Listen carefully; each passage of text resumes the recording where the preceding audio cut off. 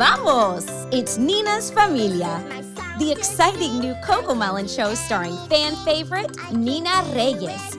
With a brand new look, Nina is ready to take on the world with all new adventures, full of fun, friends, and of course, familia.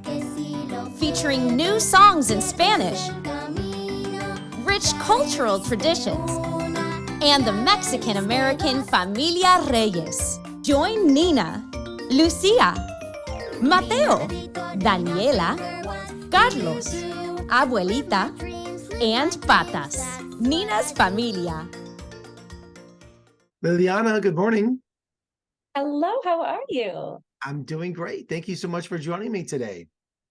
Oh, well, thank you so much. I'm really excited to be here. Well, I hear a Cocomelon fan favorite is getting a spinoff. Tell us all about it.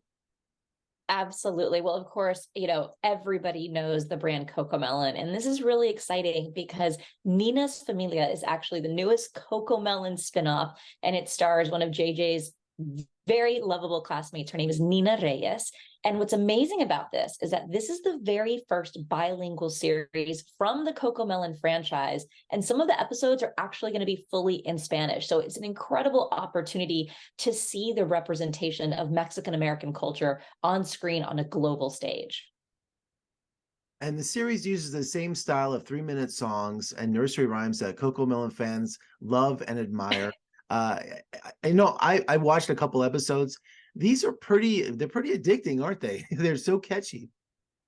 They're so catchy, and they teach such beautiful lessons. That's the thing that I love as a mom about the Cocomelon universe, right? Is not only are my children developing language, but they're also learning about music. And with Nina's Familia, it takes it to another level because now children can authentically learn about a different culture or see themselves represented on screen. I'm half Mexican, half Puerto Rican, and it's so important for me that when my son is engaging with Cocomelon, whether it's on screen or through the music or through the books, that he's learning about how beautiful and rich my culture is. And now being able to share that culture with everyone. It's an amazing show. And for me also as a Mexican woman, it's beautiful to see how authentically my culture is represented on screen, through all of those little details, through the songs in Spanish, through the food that Nina's family eats, through the decor of Nina's house. They're just all these touch points that are so culturally relevant and authentic. And it's just really beautiful to see that much care and concern be put into a series like this for children.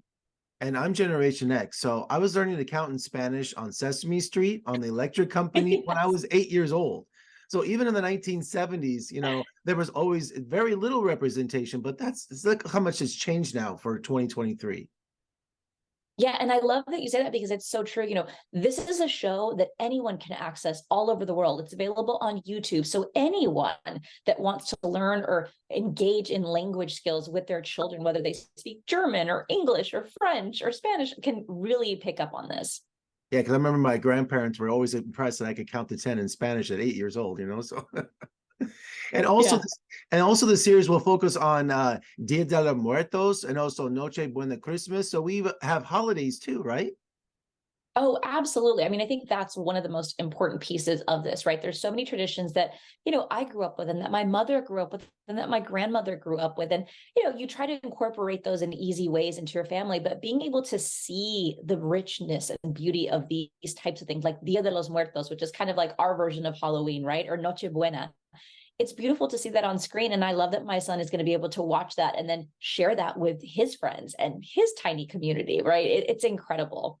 It's also a great way to help celebrate National Hispanic Heritage Month too.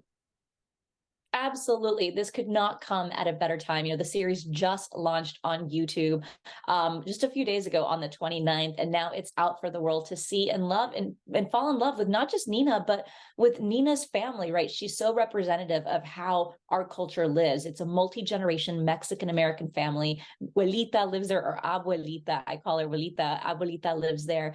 And it's really a wonderful representation of what I think it is to be modern day Mexican-Americans living here in the U.S.